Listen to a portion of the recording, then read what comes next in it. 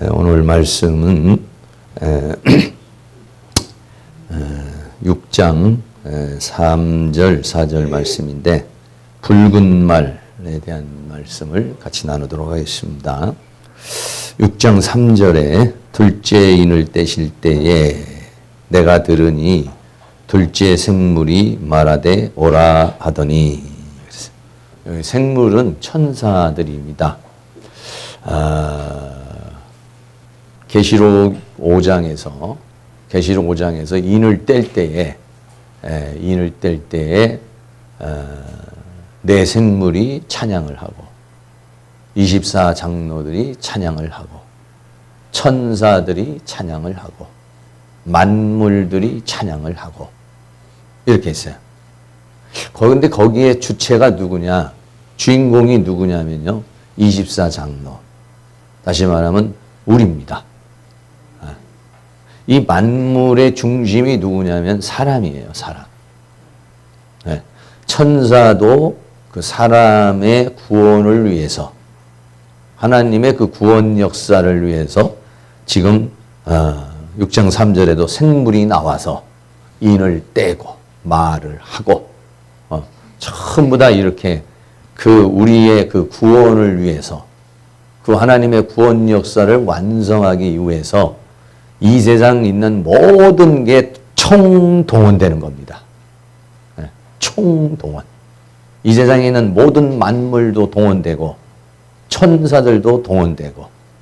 할렐루야. 예. 여러분 그런 거를 생각하면 참 감격적이죠. 예. 이 세상 만물이 그냥 있는 모든 것들이 그냥 있는 게 아니에요. 다 우리의 구원 역사를 위해서 있는 겁니다. 그래서 유대인들은 이방인은 땔감이라고 그래요. 자신들의 구원을 위해서.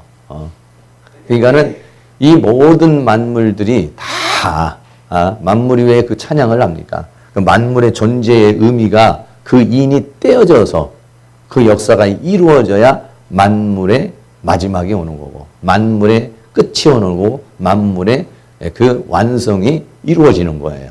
그렇기 때문에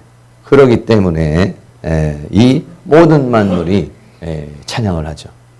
여러분 우리가 만약에 이제 모든 역사를 마치고 하나님 앞에 딱 서서 새하늘과 새 땅의 세계에 들어가면 우리를 모든 존재가 이 반기는 거예요. 로마서 8장에서 피조물에 고대하는 것은 하나님의 아들들이 나타나는 것이다. 왜 그러냐면 하나님의 자녀가 완성이 돼야, 그래야 모든 게 완성이 되는 거예요. 모든 게 마무리가 되는 거예요.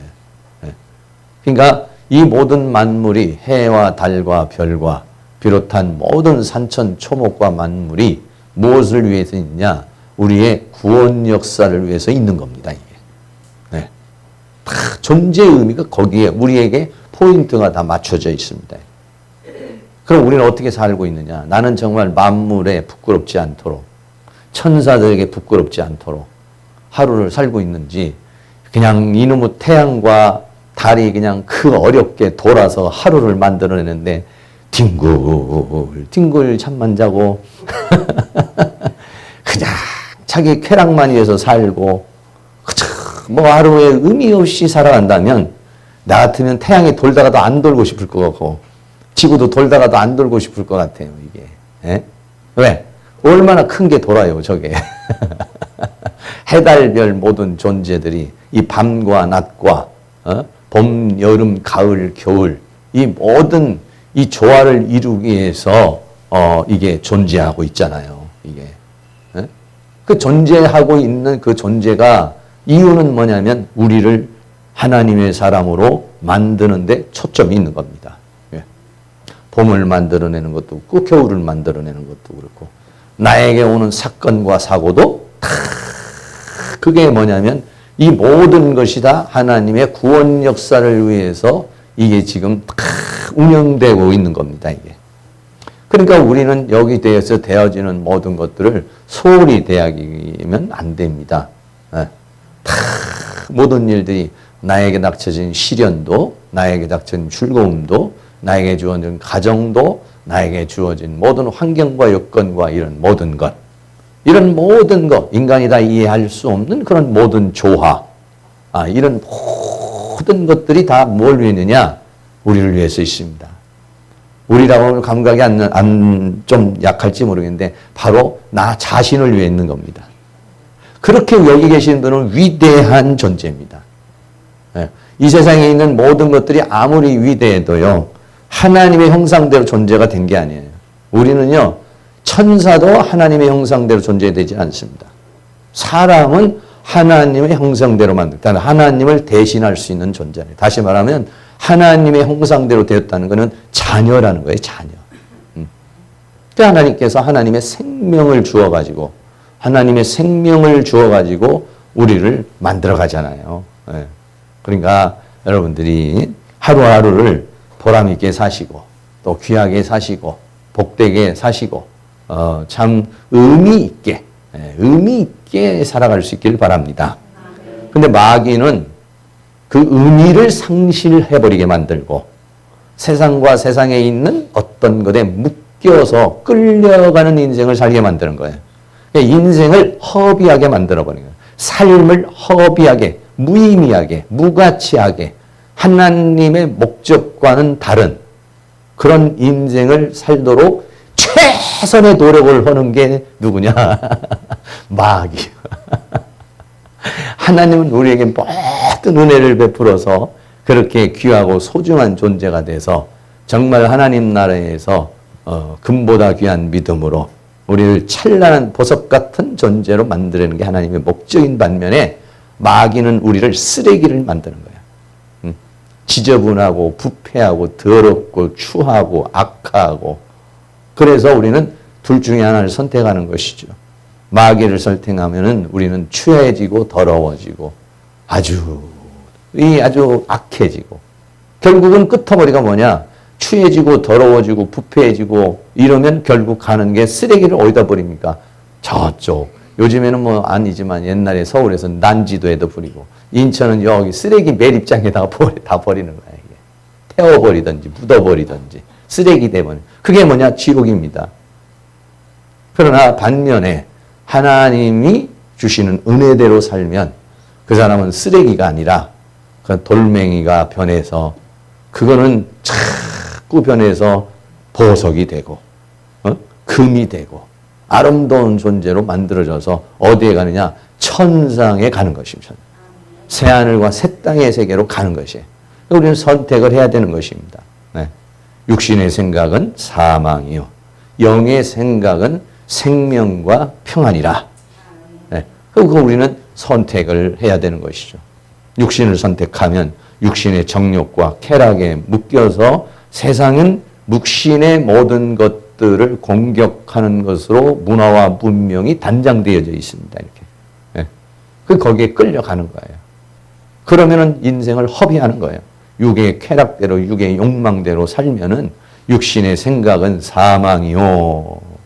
결국은 죽음의 길로 가는 거예요. 영의 생각은 하나님의 성령의 역사를 따라가면 거기에는 뭐가 있냐? 생명과 그리고 평강. 할렐루야. 그래서 우리는 이제 한 주간도 어떻게 살 것인가. 이제 그런 부분들이죠. 그래서 오늘도 이 천사들이 다 그 만물들이 그렇게 찬양하며 이 역사를 위해서 이렇게 움직이는 지금도 이 천사들이 움직이고 성령이 역사하고 우리의 믿음을 위해서 예배를 통해서 우리를 만들기 위해서 성령이 역사하고 지금도 천사가 역사를 하고 그리고 그 하나님이 이런 모든 내가 다 느끼지 못하는 그런 모든 것을 이렇게 만들어가고 계시는 것이기 때문에 그렇기 때문에 그거를 느낄 수 있어야 돼요. 느낄 수 있어요. 그래야 사람이 인생을 허비하지 않아요. 아무렇게나 살지 않고 의미 있게 가치 있게 하나님의 목적을 따라서 창조의 목적을 따라서 우리가 이제 살아갈 수가 있는 것이죠. 그래서 함께 하나님과 함께 한 곳을 바라봐야지. 하나님은 이곳을 바라보면 나는 엉뚱한 곳을 바라봐요. 그거를 바울은 빌립보 4장에 표대라고 그랬어요. 표대를 향하여. 표대가 딱 주어져야 돼요. 목표가 이렇게 주어져야 되는 거예요. 하늘에 부르신 부름의 상을 위하여 쫓아가노라. 이렇게. 할렐루야. 그러니까는 우리는 세상에 살면은요, 세상이 목적을 줘요. 세상이 가치를 줘요. 세상이 의미를 줘요. 그래가지고 깜빡하면은 그걸 쫓아가는 거예요.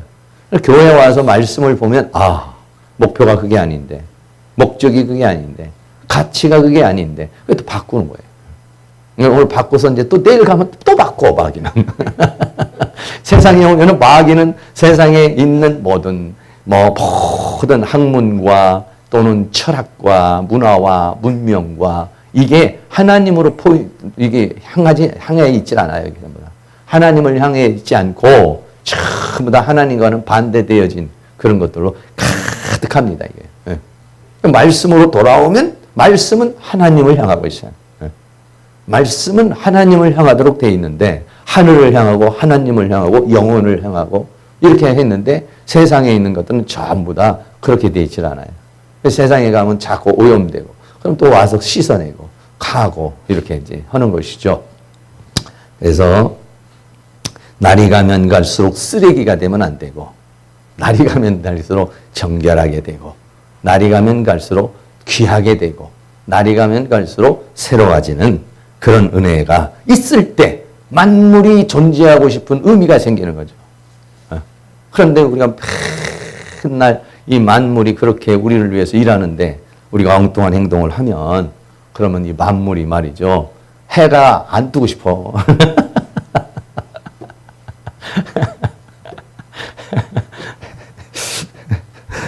그럼에도 불구하고 여전히 해가 뜨는 것이 뭐냐? 하나님의 사랑. 선인과 악인에게 같은 빛을 주시는 게 하나님이시다. 이렇게 말하고 있어요. 하나님의 사랑은 우리가 또 가름하기 어려운 그런 사랑이죠. 붉은 말이 이렇게 그런 오늘 6장 3절에도 둘째인을 뗄 때 둘째 생물이 말하면서 우리에게 오라고 하면서 그 참 섬기고 있잖아요. 섬기면서 역사하고 있잖아요. 이런 존재가 우리 눈에 지금 안 보이지만 그게 지금 역사를 하는 거예요. 이렇게 역사를 하는 거예요. 그리고 두 번째로는 붉은 다른 말이 나오더라. 그래서 붉다. 여기서 붉은 말. 앞에서 그 흰 말은 류코스라는 단어로 빛이 나다. 빛이 나서 하얗게 된 이런 얘기예요. 근데 여기서 붉다라고 하는 이 말은 어떤 거냐면은 퓨르라는 불에서 유래했어요. 불에서 유래인데 불이 타면은 빨갛잖아요. 이렇게 불이 타면은 빨갛게 가스불 같은 건 좀 파랗게 일어나기도 하지만 어쨌든 빨갛잖아요. 불이 막 빨갛은데 그러니까 불 같은 색깔 이런 게 여기서 말하고 있는 붉은 했을 때 이 퓨호스라는 말은 무엇이냐면 불이 탈 때의 불 같은 색깔. 그래서 붉은 이런 얘기예요. 그러니까는 불과 연관이 좀 돼 있어요. 불과 연관이 되어져 있는 색깔이에요. 류코스는 빛과 연관되어져 있는 색깔이고, 이건 붉은 말은 불과 연관되어져 있는 색깔이다. 이런 얘기죠. 그래서 두 번째 그 말은 불이 타는 것 같은 그런 색깔이에요. 그런 색깔. 그냥 빨간 색깔이 아니라 막 불이 탈 때 불이 타는 것 같은 그런 보았을 때 불이 연상되어지는 그런 색깔이다 이런 얘기예요. 이게 이런 거 표현하기가 어렵겠죠. 말에 빨간색을 칠하는데 그거 어떻게 그렇게 막 그 말을 보면 막 불타는 것 같은 그런 색깔의 이미지를 주는 거. 그러니까 굉장히 어려운 건데 그렇게 보이는 거예요, 지금. 요한이 보는데 말을 보는데 그 색깔이 그냥 단순히 붉은 색깔이 아니에요, 이게 지금. 단순히 그냥 붉은 색깔이 아니라 그렇게 불이 막 타는 것 같은 불 같은 그런 색깔로 보였다 이런 얘기입니다. 그래서 그렇게 머릿속에서 생각을 좀 하시면 좋겠고 이 존재가 뭐냐 이런 얘기, 이 존재가 뭐냐. 오늘은 이 오후 시간에는 이제 성경을 조금 찾아보셔야 됩니다. 계시록에서만 왔다 갔다 할 거니까 다른 데로 가면 또 헷갈려서 계시록 12장 3절 한번 보겠습니다. 요한계시록 12장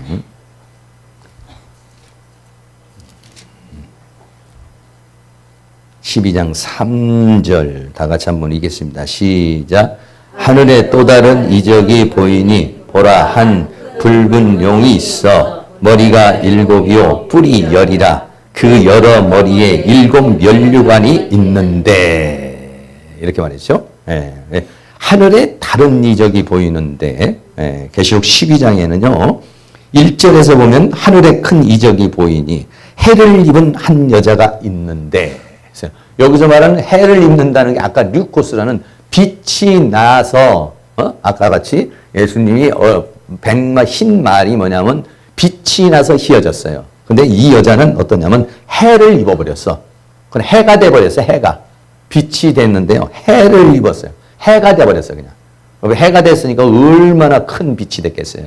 해를 입은 그리스도를 입은 해를 입은 그리스도를 입은 이렇게 말하셨어요. 그런 여자가 있는데 여자는 교회를 말합니다.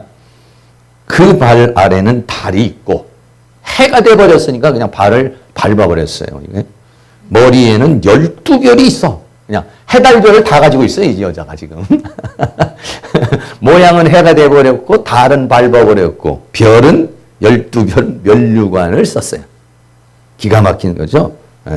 이 여자가 아이를 베어 해산하게 되매 이 아이는 교회가 아이를 낳는 것이죠. 교회를 그러니까 전도가 되어서 낳는데 아파서 애써 부르짖더라. 그러니까는 뭐 얼마나 힘들어요. 해산하는 고통이요. 그런데 그렇게 지금 한쪽에서 해 입은 여자가 그렇게 그러니까 교회가 막 전도를 하고 성경 공부를 하고 기도를 하고 그래가지고 아이를 탄생시키고 그 아이를 막 성장시키고 막 일을 하는 거예요. 이 역사를 막 하는 겁니다. 지금 이 역사를 하는데 거기에 그것을 방해하는 놈이 있다 이거죠. 그게 지금 3절에 또 다른 이적이 보이니 보라 한 붉은 용이 있어 할 때 여기서 붉은 용 할 때 이 붉다라고 하는 것이 푸호스라는 붉은 용. 그러니까 용이 있는데 그 색깔이 막 불타오르는 색깔을 한 용. 붉은 용. 용의 색깔이 뭐냐면 붉은 거예요. 용의 색깔이 용은 뭐냐? 사탄을 상징하죠. 마귀를 상징하는 게 용이고 그 용 밑에 뭐가 있냐면 짐승이 있어요. 짐승은 적그리스도. 그 밑에 거짓 선지자인데 그거는 새끼 양. 이렇게 되어 있습니다. 근데 다시 설명할게요. 자, 용이 최고입니다. 용이 최고 우두머리예요. 이거는 뭐냐면 마귀라고도 하고 사탄이라고도 하고 온천을 꿰는 자라. 사탄을 지금 상징하는 거예요. 용이라는 존재. 그래서 옛 뱀이요. 그래서 창세기 3장에서 뱀이 이제 유혹을 하잖아요. 그 밑에 있는 것이 짐승이에요. 이 짐승은 어떤 짐승이야? 7머리 10뿔을 한 짐승이에요. 세상의 권력을 가지고 있는 적그리스도를 7머리 10뿔의 짐승으로 표현한 거예요. 그리고 그 밑에 또 하나가 있는데 그거는 뭐냐면 계시록 13장에 아까 말한 새끼양, 땅에서 올라온 어린 양 같은 존재. 혼자 거짓 선지자나 거짓 그리스도. 그래 계시록에는 이렇게 세 가지의 짐승이 있어요. 여러분 사람 같지 않은 사람을 뭐라고 그래요? 그렇죠. 그렇지. 그런데다가 아주 못된 것은 개 어쩌고 저쩌고 하죠? 그 소리가 아주 쌍스러운 소리잖아요. 사람인데. 어떤 사람은 원숭이 가면 저게 조상님이시다. 얘기하시는 분들 있는데 사람하고 짐승하고는 완전히 달라. 뇌 자체가 다릅니다. 뇌 자체가요. 그 짐승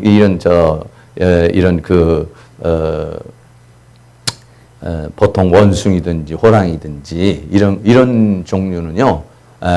이 사람이 가지고 있는 영장류가 가지고 있는 이 변형계라는 게 없어요. 변형계입니까? 이 앞에 있는 게 뭐예요? 전두엽이 없어요. 전두엽이라는 게 없어요. 이 전두엽이 있어야 모든 사고를 통합시켜서 계획도 하고 또 설계도 하고 만들기도 하고 이런 것들을 다 하는 거예요. 그런데 일반 짐승은 그게 없습니다. 사람이라는 존재하고 짐승이라는 존재는 달라요. 그러니까 뭐냐면은 막 승질만 내고 아무것도 못하고 막 이러는 걸 뭐라고 하냐면 짐승 같다고 그러는 거예요. 여기서 성경이 뭐라고 그러냐면 이 짐승이라고 표현하는 거예요. 사람이 아니다니까요, 사람. 근데 여기서 짐승인데 짐승이 사람이에요. 사실은 이게 지금 적그리스도는 일곱 머리 열 뿔을 가진 존재가 세계 최고적인 그런 힘을 가지고 능력을 가지고 권능을 가지고 권세를 가지고 뭐 엄청난 그런 힘을 가진 존재예요. 그런데 영적으로 보면 그건 사람이 아니라는 거예요. 사람이. 그는 짐승 차원이라는 거예요. 짐승 차원. 사람은 뭐냐? 하나님의 말씀으로 사는 사람을 사람이라고 그러는 겁니다. 사람이 떡으로만 사는 것이 아니라 떡으로만 살면 그는 사람이 아니라 떡으로만 사는 것이 아니라 하나님의 입에서 나오는 말씀으로 사는 것이다.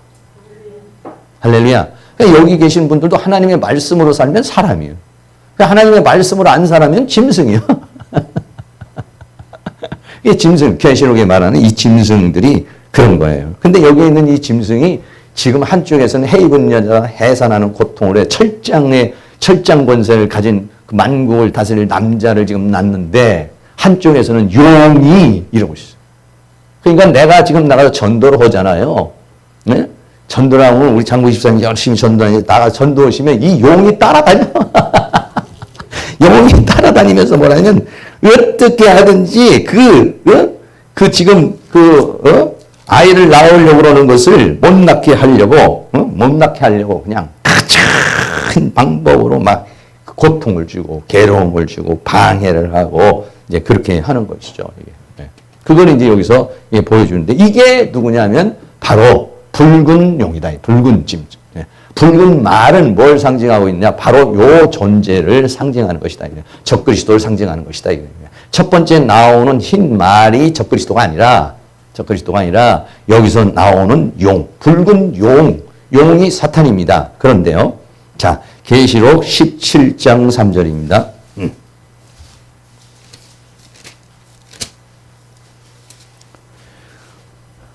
계시록 17장 3절 다시 또 읽습니다. 시작. 곧 성령으로 나를 데리고 광야로 가니라.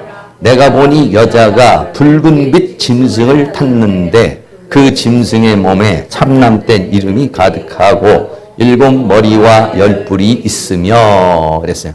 여기서는 짐승이 나왔어요. 조금 전에는 이제 용이었죠. 용. 계시록 12장에서는 용이었고 계시록 17장에서는 짐승인데 이 짐승도 붉은빛 짐승. 근데 이 붉은빛은 조금 이제 원문으로는 조금 다릅니다. 코키노스라는 단어인데 조금 다르지만 뭐 종류는 같은 종류를 가득해서 말하고 있는 겁니다. 붉은빛 짐승을 탔다. 용도 붉은 색깔, 짐승도 붉은 색깔. 17장 4절입니다. 4절 시작. 그 여자는 자줏빛과 붉은빛 옷을 입고 금과 보석과 진주를 꾸미고 손에 금잔을 가졌는데 가증한 물건과 그의 음행에 더러운 것들이 가득하더라. 누가 그 짐승을 탔어요. 누가 탔냐? 이 여자가 탔어요. 이 여자는 계시록에서 여자가 둘 나오죠. 하나는 계시록 12장에 있는 조금 전에 말했던 해입은 여자. 이건 뭐냐면 하나님께 속한 교회를 말하는 것이고 여기서 말하고 있는 짐승을 탄 여자는 타락한 교회를 가리켜서 말합니다. 타락한 교회가 뭐냐? 자줏빛과 붉은빛 옷을 입고 짐승을 탔다는 건 뭐냐면 짐승을 어떻게 하면 자기가 지금 좌지우지하는 거죠. 지금요. 세상 권력하고 교회하고 어떻게 합니까? 연합이 됐다는 얘기죠. 그런데 나중에는 이 짐승이요 여자를 죽여요. 그러니까 처음에는 적그리스도가 교회에 넘어가는 것 같이 이렇게 됐다가 나중에는요 이 적그리스도가 교회를 삼켜버립니다. 죽입니다 이게. 결국은 이제 교회는 그래서 이제 멸망으로 타락한 교회들이 이제 멸망으로 가는 거죠. 그래서 여기서 말하는 붉은 짐승, 붉은 말, 붉은 용, 붉은 짐승, 붉은 여자 전부 다가 이런 붉은 계통이에요. 요즘에 내가 이렇게 보니까 한나라당이 야당이 되더니 빨간색으로 바꿔버렸어. 이상하다. 난 그런 생각을 하는데 하여간 공산주의 그 사상을 이렇게 보면 색깔이 빨개져 버리잖아요. 공산주의들 보면. 뭐든지 하여간 투쟁 그러면 전부 다 빨간 띠야. 빨간 색깔이 이제 좀 강렬하기도 하지만은 그런 의미를 여기서 이제 담고 있는 것이죠. 그래서 어떤 그런 반대적인, 적대적인 그런 역할을 이제 하는 게 바로 이 붉은색이라는 겁니다. 네. 자, 그리고 요 존재들이 요번에는 죄송하지만 계시록이 아니라 앞으로 좀 가겠습니다. 잘못 찾으시는 분은 들으세요. 그냥 에베소서 6장 16절입니다. 졸릴까봐 여러분을 도와드리려고 내가 이렇게 에베소서 6장 16절 에베소 6장 16절 자, 찾으신 분만 함께 읽겠습니다. 시작. 모든 것 위에 믿음의 방패를 가지고 이로써 능히 악한 자의 모든 화전을 소멸하고, 화전이라고 했어요. 화전, 불화살이죠. 여기 때 말 때 이 화전 할 때 이 화가 아까 말한 불타는 색깔을 할 때에 어근이 되는 불에서 나오는 거예요. 그러니까는 이 붉은 용, 붉은 짐승, 붉은 여자가 뭘 썼냐면 불화살을 쏜 거야. 네. 화전을, 그래서 모든 것 위에 믿음의 방패를 가지고 이로써 능히 악한 자의 화전을 소멸하고, 요거 맞으면 주일날 못 나와요.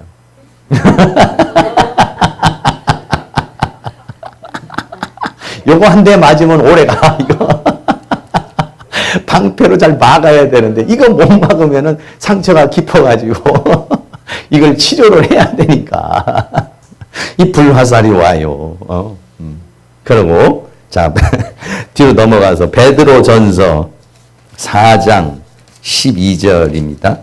네, 계시록 쪽으로 다시 넘어가서 베드로 전서 4장 12절. 다 같이 또 있습니다. 시작. 사랑하는 자들아, 너희를 시련하라고 오는 불시험을 이상한 일 당하는 것 같이 이상히 여기지 말고. 바로 이 베드로는요, 당시에 이 시련을 어떻게 생각하냐면은 불가마로 생각했어요. 오늘 불가마. 왜냐하면 실제적으로 여러분 불가마 가보셨습니까? 그냥 이렇게 뭐 찜질방 말고 불 막 1000도, 1500도 되는 불가마 있어요. 그러면 거기 들어가면은 즉시 그냥 그냥 구워져 버려요. 그거는요. 그냥 온몸이 그냥 뭐 몇 분 안에 가는 거예요. 그거는요. 불이 뜨거워요. 1000도, 1500도 되는 그 막 뜨거운 불 있잖아요. 네. 당시에는요, 이 초대교회는요, 그런 데다가 집어넣어서 사람을 죽였어요. 불에 태워서도 죽이고, 불 떼가지고, 뭡니까? 가마솥 같은 데다 태워서도 죽이고, 다니엘서도 여러분 보면은 뭐라고 했습니까? 7배나 뜨거운 불, 거기다 집어 던지는 거야, 그냥. 그러면 옛날에 그 바벨론이라는 제국이 그 불을 재련하는 기술을 가지고 있는 거예요, 그게요. 네. 그거 아무나 못하는 겁니다. 그거 뭐 가마 같은 거 1000도, 2000도 되는데 그 가마를 짓는 것도 굉장한 기술이에요, 그게 사실은. 바벨론이 그걸 자랑하고 있는데 너 그 말을 안 들어 7배나 올려. 이렇게 말한 거예요. 7배를 다른 데는 올리지를 못해. 그러니까 어떻게 되냐. 그 다니엘을 데리고 가다가 집어넣으려다가 집어넣던 사람이 타서 죽잖아요. 얼마나 뜨겁습니까? 곁에 감히 갈 수 없는 그런 정도예요, 이게. 그러니까 베드로는 당시의 시련을 어떻게 생각했냐. 이런 시련으로 봤다네. 불시련. 네. 실감나지 않습니까? 불시련이라는 거예요.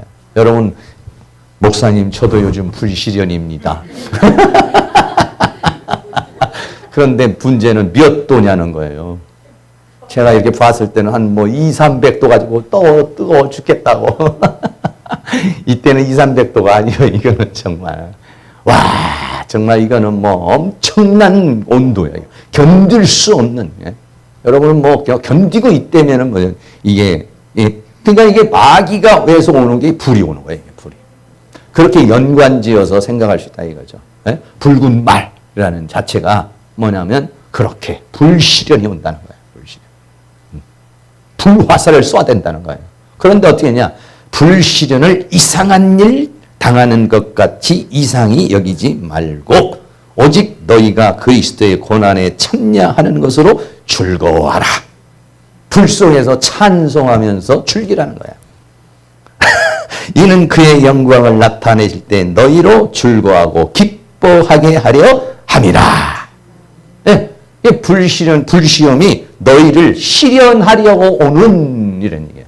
시련, 너희를 불태워서 그냥 죽이려고 그러는 시련, 그 불시험이 아니라 너희를 시련하려고 그러는, 너희를 그 불 속에서 어떻게 정금 같은 믿음의 사람으로 너를 훈련시키고 연단시키고 단련시켜서 정말 아름다운 보석 같은 금 같은 존재로 만들기 위한 불시련이라는 거예요. 할렐루야. 그러니까 우리는 어때요? 이거를 이겨내야 된다는 거예요. 그걸 계시록에서는 내가 불로 연단한 금을 사라. 라오디아 교회에서 그렇게 얘기해요. 불로 연단한 금을 사라. 계시록 3장 18절에 그렇게 말해요. 불로 연단. 금이 만들어지려면 그렇게 만들어지는 거 아니겠습니까?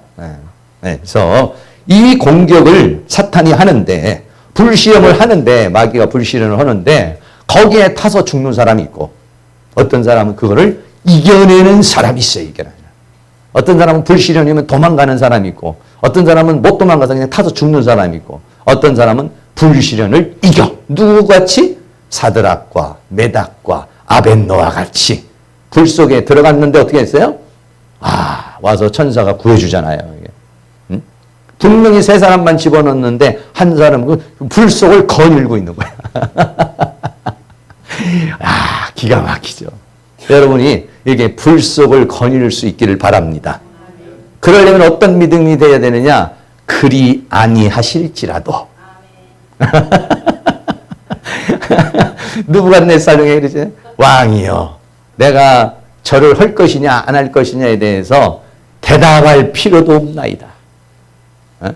만약에 왕이 나를 풀물불가에 집어던지면은 하나님이 나를 구원하실 것이고, 그리 아니하실지라도, 내가 불타서 죽을지라도, 한 줌의 죄가 될지라도 나는 그리할 수 없나이다. 요런 사람이라야 불 속에서 살아나는 거지. 하고 도망가는 사람은 이렇게 끄실러 가지고 다녀요. 그래서 한 군데만 더 찾아보겠습니다. 고린도전서, 앞으로 또 넘어가야 합니다. 고린도전서 3장 12절.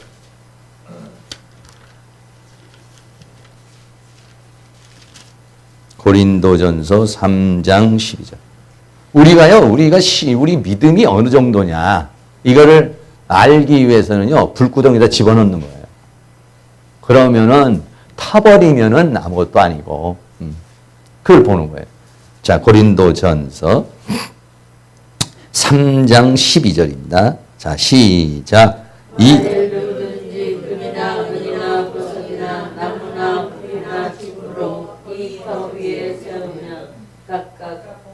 나타날 터인데 그날이 운명을 밝히리니 이는 불로 나타내고 그 우리 각 사람의 공력이 어떤 것을 보여주니라. 만일 누구든지 그 위에 새로운 공력이 그대로 있으면 상을 받고, 그러니까 불 속에 들어갔는데 그걸 견뎌내면 상을 받고, 누구든지 공력이 불타면, 여기서 말하는 공력이라는 것은 뭐 자신의 일, 다른 걸로 말하면 나의 믿음, 뭐 이렇게 말할 수 있어요. 불타면 해를 받으리니 그러나 자기는 구원을 얻되 불 가운데서 얻은 것 같으리라. 그래서 그러니까 불이 와가지고 내 믿음의 차원이 뭐냐 이거예요. 내 믿음의 차원이 지금 12절에 말해 누구든지 금이나 은이나 보석, 금, 은, 보석이냐, 아니면 뭐냐, 나무나 풀이냐 집이냐. 나무나 풀이나 집이냐, 네가 금, 은, 보석이냐를 불로써 나를 시험해 본다는 거예요. 그럼 금이나 은이나 동은 뭐예요? 불 속에서 견뎌낸다는 거예요. 금, 은, 보석은 견뎌낸다는 거예요. 불 속을. 그런데 나무나 풀이나 집은 다 타버리고 마는 거예요. 내 믿음이 나무나 풀이나 집의 차원이면은 불시험이 와서 다 타버리고 마는 거예요. 그러나 금이나 은이나 보석은 견뎌낸다는 거예요. 견뎌낸다는. 그게 나를 그를 증명해 준다는 것이죠. 네. 여러분들이 그런 모든 것들을 다 불화살이 오고 불신이 와도 그걸 견뎌낼 수 있는 금, 은, 보석이 되기를 축복합니다. 네. 근데 오후 시간에 이렇게 빼먹고 그런 사람은 보석이 못 돼요. 금은 보석이 될 수가 없어요, 이게. 왜? 그만큼 많은 공급이 필요하기 때문에 그렇습니다. 네. 자, 그래서 자, 오늘 본문에 다시 한번 말씀드리겠습니다. 그렇게 불이라는 것에 대해서 붉은 말이다. 예. 붉은 말을 연상을 했을 때 붉은 말이 붉은 용, 붉은 짐승, 붉은 여자 이렇게 생각을 하시면 되겠고 거기에서 나오는 게 불이 나온다는 거예요. 불. 예. 불 화살이 나온다는 거예요. 예. 불 같은 시험이 온다는 거예요. 그러니까 우리는 그것을 이겨내야 된다. 전신갑주를 가지고서 싸워서 이겨야 된다. 이런 얘기입니다. 그런데 여기서는 이 존재가 뭘 지금 하는 것이냐면 자, 본문으로 다시 돌아가겠습니다. 계시록 6장 4절. 그 존재가 그 탄자가 허락을 받아 땅에서 화평을 제하여 버린다. 이렇게 하면서 화평. 네. 화평이라는 게 뭐냐면 에이덴이라는 게 뭐냐면 평화예요. 평화. 평강. 예수님께서 말했죠. 부활하시고 난 다음에 뭐냐 평강이 있을지어다. 이렇게 말씀합니다. 아니 하나님께서 어떤 예수님께서 부활하시고 난 다음에 여러 가지 하실 수 있는 말이 많은데 뭐라고 하냐? 평강이 있을지어다. 이 말을 했어요. 그런 거 다른 걸 좀 말씀하시지. 그게 그렇게 중요한가? 여러분 그렇게 생각하는데 중요합니다. 중요해요. 네? 이걸 없애버린다는 거예요. 화평을 없애버린다는 거예요. 여러분 화평이 없어지면 어떻게 되느냐면요. 인간이라는 존재는 근본적으로 두려움이 있어요. 모든 인간은 두려움 때문에 그 두려움을 어떻게 하기 위해서 보험도 들고 직장도 다니고 교회도 나오고 다 하는 겁니다. 이게 인간은. 불완전한 존재이기 때문에 인간은 두려움과 불안과 공포가 있어요. 그런데 내가 상처를 받으면 더 두렵고 더 공포스럽고 이렇게 되는 것이죠. 네, 그렇습니다. 화평을 제해버린다는 것은 뭐냐면 평강이 없는 거야. 다시 말하면 두려워, 불안해, 공포스러워. 여러분 불안하고 두려우면은요 사람이 말이요 살 수 없는 거예요. 그러면 불면증도 걸립니다. 마음이 불안한 늘 공포 속에 있어요. 늘 불안 속에 있어요. 네. 여러분 공황장애인이 아니면은 폐쇄 공포증이니 여러분 그런 것들 많이 들어보시겠죠. 그런 불안한 상태가 되면 사람이 말이죠 돈이 없어도 뭐가 안 돼도 마음이 편안해야 돼. 마음. 근데 이 존재가 하는 게 뭐냐면 평강을 없애버려요. 평강을. 마음속에 있는 화평이 없어져. 평강이 없어. 늘 불안해. 늘 막 그냥 고독해. 슬퍼. 외로워. 인생 의미가 없어. 왜 사는지 모르겠어. 막 이런 것들이 전부 다 뭐냐면요. 평강이 없어지는 것입니다. 화평을 싹 재버리는 거예요. 그러면은 사람은 말이죠. 굉장히 두려움 속에 사는 거예요. 그러고 난 다음에 이 사람이 뭘 그냥 칼을 받았더라. 이렇게 말해서. 화평을 제해버리고 칼을 받았더라. 칼을 받아서 어떻게 하려고? 여러분에게 칼 자고 칼 하나씩 다 주는 거예요. 그 칼 가지고 뭐 하라고? 다른 사람 죽이라고. 마귀하고 싸우라고 그러는 게 아니라 마귀하고 싸우라는 게 아니라 칼을 준다는 게 아니라 복수를 주는 거예요. 분노를 주는 겁니다. 두려움이 있습니다. 내가 오늘 이렇게 된 것은 우리 가정 때문에 내가 이렇게 된 건 너 때문이야. 내가 이렇게 된 것은 저 구청 때문에 그래. 내가 이렇게 된 것들은 정부 때문이야. 내가 이렇게 된 것은 너 때문이야. 이렇게 해가지고 말이죠. 사회를 사회에 대한 분노. 너는 부부간에 대한 분노. 이런 분노를 주는 거예요. 칼을 주는 거예요. 칼을. 네. 분노를 주고 마음에 그런 다른 사람을 죽이고 싶은 그런 마음. 미움의 마음. 이런 마음들을 주는 거예요. 예? 여러분도 지금 다 어떤 분 칼 한 자루씩 가지고 딱 담고 다녀서 그냥 걸리기만 해봐라. 이런 사람이 있겠어요. 그저께 여러분들이 저도 뉴스 잠깐 봤는데 그 공군 상사가 외삼촌이라는 사람이 자기 조카를 죽였어요. 어떻게 죽였냐? 때려서 죽였어요. 7살인데. 훈육을 한다고 그래서 때렸는데 몇 대를 때렸냐? 60대를 때렸어요. 몇 대요? 수시간 동안. 근데 그때 한순간만 때린 게 아니라 거기 자기네 집에 와 있는 동안에 그랬어요. 근데 왜 그랬느냐. 이 엄마가 남편하고 이혼을 했어요. 그래 갈 데가 없어요. 그래서 외삼촌 집에 와 있던 거예요. 그래서 이제 공군 상사 관사에 와 있던 거예요. 그래서. 그 자기 조카예요. 엄마하고 와 있는데. 근데 이 아이를 갖다가 훈육을 한다고 그렇게 한 거예요. 훈육을 한다고. 무슨 어린아이 7살이가 뭐가 됐다고 기마 자세를 시키고 뭐 그러겠습니까? 그거 못 한다고 때린 거예요. 효자손인가 뭐 이걸로 때려서 60대를 때렸는데 그때 한만 때린 게 아니라 총 때린 게 160대랍니다. 분노. 사람을 보면은 보듬어주고 감싸주고 달래주고. 여러분 어떤 사람을 말이죠 매로 훈육하는 것은요 굉장히 저급한 거예요.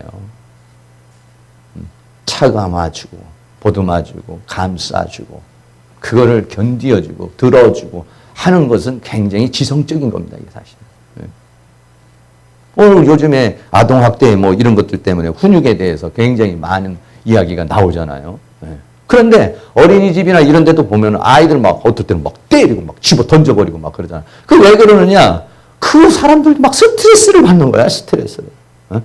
업무가 너무 많고, 뭐 돈을 얼마 주지도 않고, 막 이러니까 막 스트레스가 쌓이니까 자기도 모르는 사이 그렇게 하면 안 되는데 순간적으로 애가 자기를 자극한다든지 아니면 애들이 막 말을 안 듣는다든지 막 그냥 띵깡을 논다든지 이러면 이걸 참아낼 수 있는 힘이 없어, 사람이. 오늘날에. 그 분노 조절 장애를 갖고 있어요, 우리가 사람들이 전부 다. 누가 뭐라고 그러면은 그냥 팍 그냥 거기에 대해서 그냥 팍 치솟아 올라오는 분노를 가지고 있어요, 이 분노.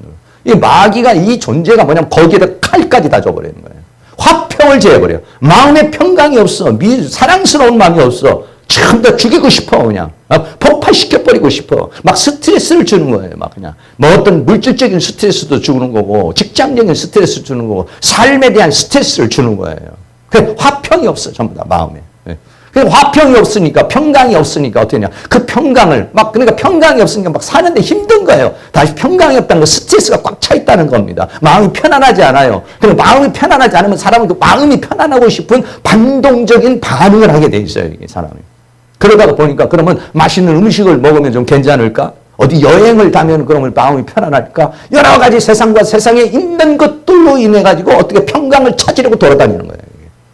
근데 그런 것들로 인해서 사람들이 평강을 얻을 수 있나요? 평강 못 얻습니다. 잠시적으로 순간적으로 자기에게 평강을 주지만은 평강이 주어지질 않아, 이게. 어떻게? 우리 눈에 평강이라는 게 보이지는 않아요. 그런데 이 존재가 할 수 있는 게 뭐냐면 사람들 마음에 화평을 제해버린다는 거예요. 화평이 제해버린다. 화평이라는 것을 제해버리니까 화평이라는 것이 들어오지 못하도록 만든다. 이 화평이 뭐냐? 성령의 열매 중에 하나가 사랑과 희락과 화평이라고 그랬어요. 예수님 뭐라고 처음 부활하시고 한 다음에 평강이 있을지어다. 너희는 마음에 근심하지 말고 두려워하지 말아라. 하나님을 믿으니 또 나를 믿어라. 이랬잖아요. 예수님이 이제 십자가의 길을 가니까 전부 다 불안하고 두려워했잖아요. 성경이 늘 말하는 게 뭐냐면 여호수아에게 바톤을 넘겨주면서 하는 말이 뭐냐. 두려워하지 말라. 놀라지 말라. 내가 너와 함께함이라. 이렇게 말했어요. 그건 뭐냐면 불안하다 이겁니다. 두렵다는 겁니다. 나 어떻게 살아야 되느냐. 어떻게 행해야 될지 모르겠다는 겁니다. 그러나 두려워하지 말라. 놀라지 말라. 극히 마음을 강하고 담대하라. 그리고 네 마음이 요동칠 때는 율법책이 내 입에서 떠나지 않도록 해라. 하나님의 말씀이 올 때에 진정이 된다는 거예요. 하나님의 말씀이 주어질 때에 불안한 마음, 두려운 마음, 미래에 대한 두려움, 자신에 대한 두려움, 여러 가지 이런 두려움들이 제거가 된다는 거예요. 이게. 왜? 이 평강이 어디서 오느냐? 성령의 열매 중에 하나가 사랑과 희락과 화평이라는 거예요. 화평이라는.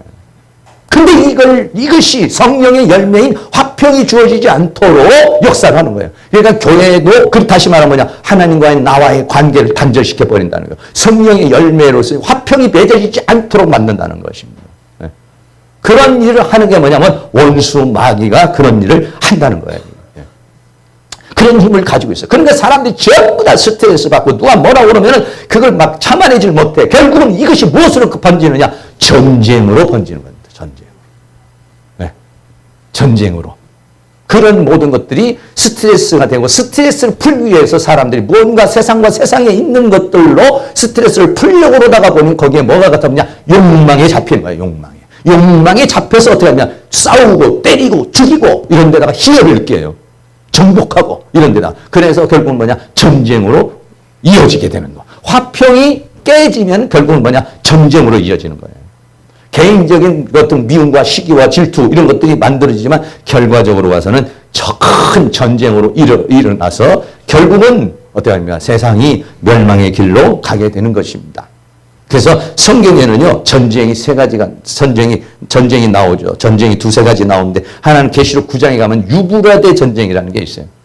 이 유브라데라는 전쟁에서 그 군대가 얼마냐면, 어느 정도냐면, 마병대의 수가 2만만이라 했어요. 2억이라고 하는 큰 군대들이 역사를 하면서 거기서 엄청난 전쟁이 일어날 것을 얘기를 해주고 있어요.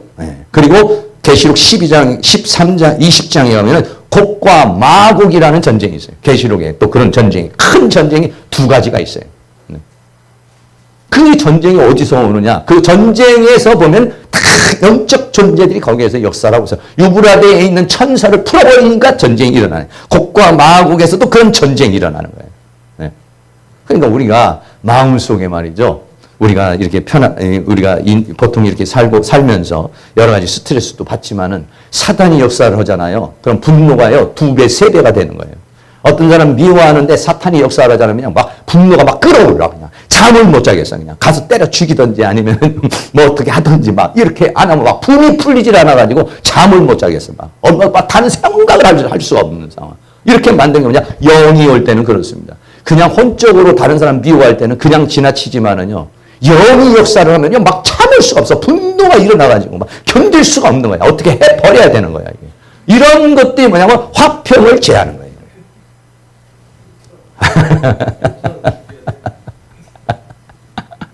여러분 생각해 보세요. 아니, 아이를 갖다 때려도 60대나 70대나 그렇게 때리면 왜 때려요, 그거를. 아니, 아이가 죽는 것도 모르고 때리는 거예요, 이게. 뭐 군대에서 그러니 그런 사람이 군대 상사나 됐으니 얼마나 그 밑에 있는 사람은 얼마나 얻어맞으면서 살겠어요. 그 분노를 가지고 있다고, 인간이. 그렇게 되니까 그 분노가 올라서 다른 사람을 죽이고 고통스럽게 하는 그런 일을 한다, 이런. 결론 맺겠습니다. 결론 무슨 결론 맺냐? 화평을, 마귀는 어떻게든 우리 마음속에 화평을 제해버려요.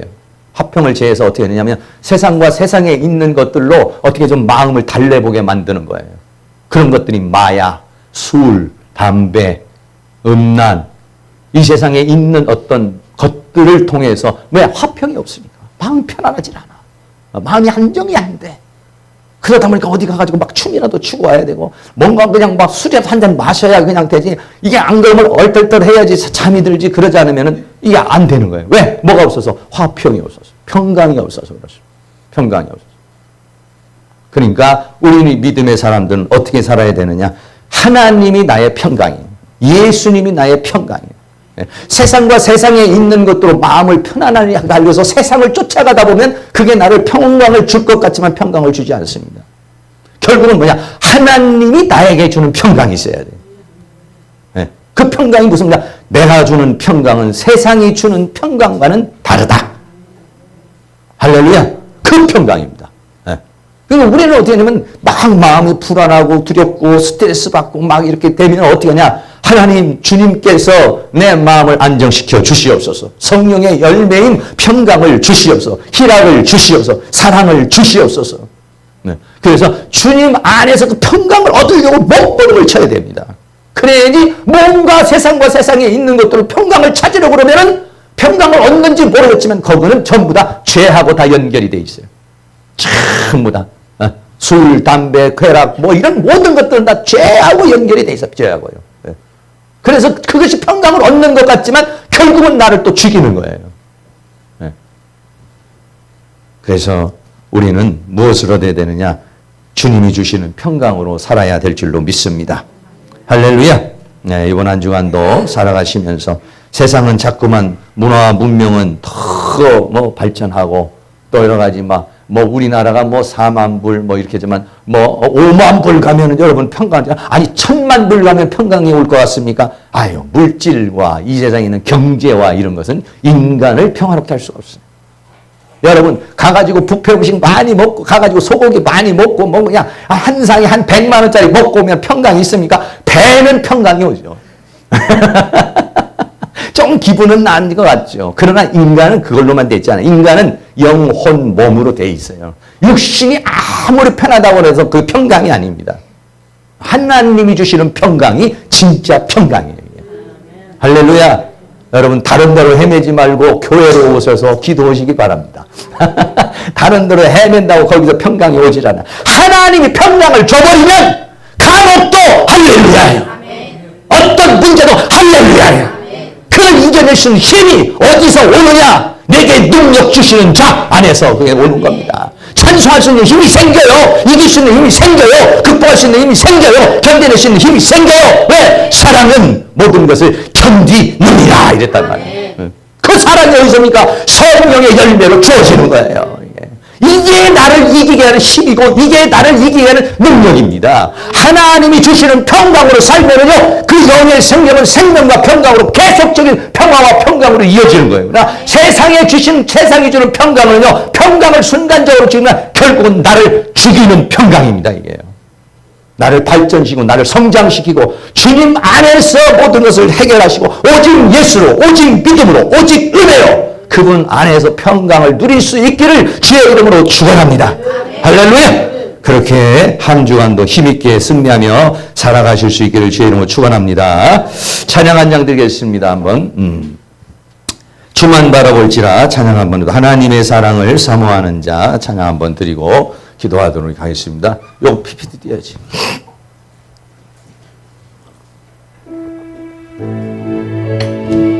하나님의 사랑을 사모하는 자, 하나님의 평안을 바라보는 자, 하나님의 사랑을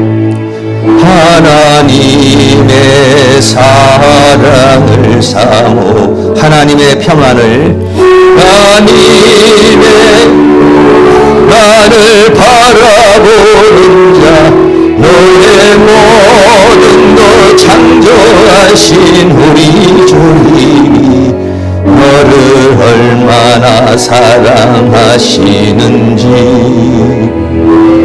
하나님께 찬양과 경배하는 자, 하나님의 선하심을 닮아가는 자, 너의 모든 것 창조하신 우리 주님이 너를 사랑으로 삼으셨네. 아멘. 하나님 사랑의 눈으로 너를 어느 때나 바라보시고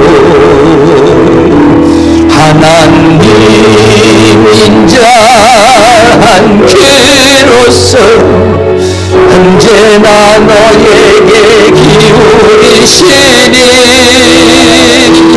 어둠에 밝은 빛을 비춰주시고 너의 작은 시름에도 응답하시니 너는 어느 곳에 있든지 주를 향하고 주만 바라볼지라.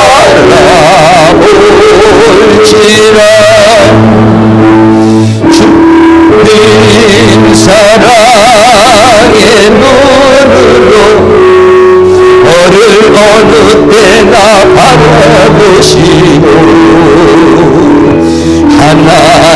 하나님인 자 한 귀로서 언제나 너에게 기울이시니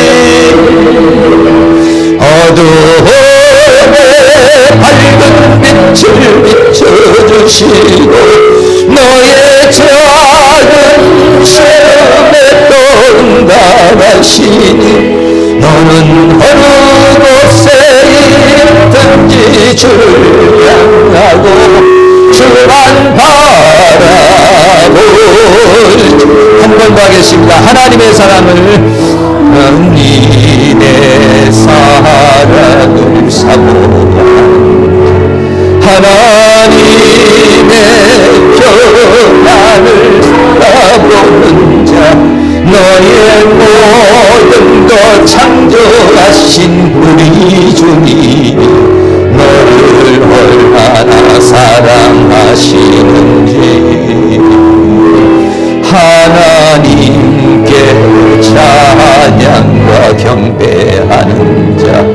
하나님의 선하심을 닮아가는 자, 너의 모든 것 창조하신 우리 주님이 너를 자녀 삼으셨네.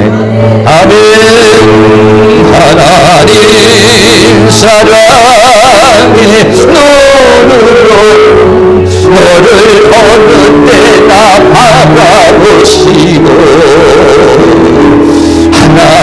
하나님인 자 한 귀로서 언제나 너에게 기울이시네.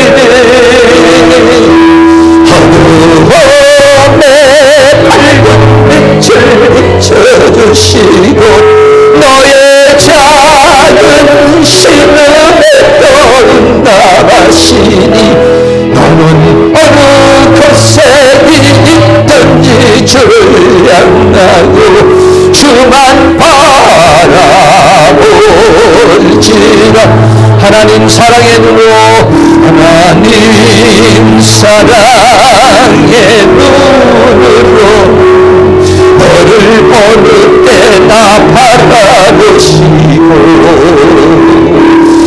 하나님인 자 한 귀로서 언제나 너에게 기울이시니 어두움에 밝은 빛을 비춰주시고 너의 작은 신음에 떠나가시니 너는 어느 곳에 있든지 주를 향하고 주만 바라볼지라. 주만 바라볼지라.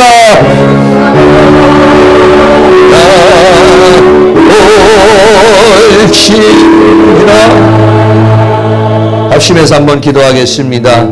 세상과 세상에 있는 것들은 우리에게 무언가를 주는 것 같지만은 사실은 죄악 속으로 끌고 들어갑니다. 우리는 오직 예수, 하나님으로부터는 평강이 필요합니다. 하나님으로부터는 기쁨이 필요합니다. 주님이 우리의 모든 것입니다. 주님, 힘들고 어려울 때, 또 낙심되고 절망될 때, 불안하고 두려울 때 세상과 세상을 향하여 방황하지 않게 하시고 주님 바라보게 하시고 주님 앞에 무릎을 꿇게 하시고 주의 말씀 안으로 달려들어가 주님이 주시는 평강으로 이 세상 이길 수 있도록 하나님 우리에게 은혜를 베풀어 주시옵소서.